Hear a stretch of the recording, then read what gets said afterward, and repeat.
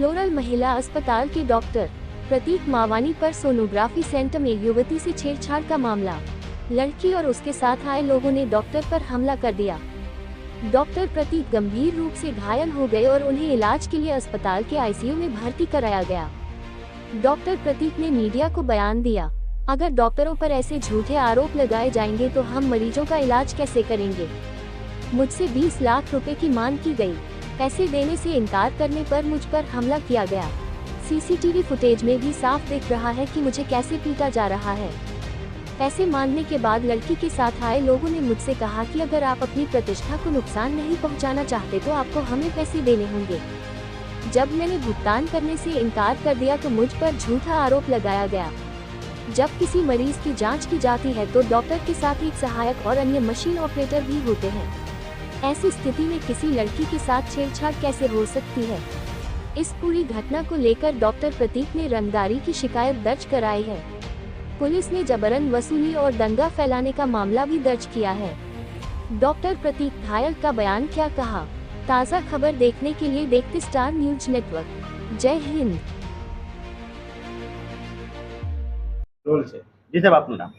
પ્રતીક કુમાર જીવરાજભાઈ માવાણી। સાહેબ, શું ઘટના બની હતી?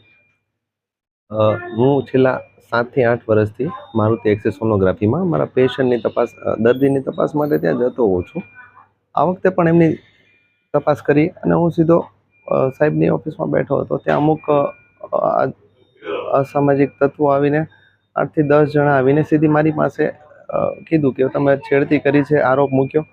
મેં જ્યારે કીધું કે અમે નથી કરી ત્યારે એમણે સીધો જ પૈસાની ખંડણીની માગણી કરી કે પૈસા આપી દો, નહીંતર તમારી બદનામ કરી નાખીશું અને તમને મારામારી કરીશું, મારી નાખીશું અને હોસ્પિટલમાં બદનામ કરી નાખીશું। એ રીતે એટલે એમને અમારી પાસે 20 લાખ રૂપિયાની માગણી કરી હતી।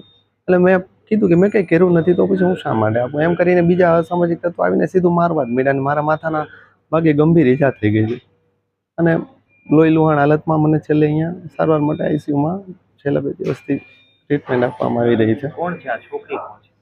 એમને હું ઓળખતો પણ નથી ને એ હું છેલ્લા 8 વર્ષથી અહીંયા જાઉં છું અને એમાં આ લોકો જે નર્સિંગ સ્ટાફ હોય છે બદલાતો રહેતો હોય છે।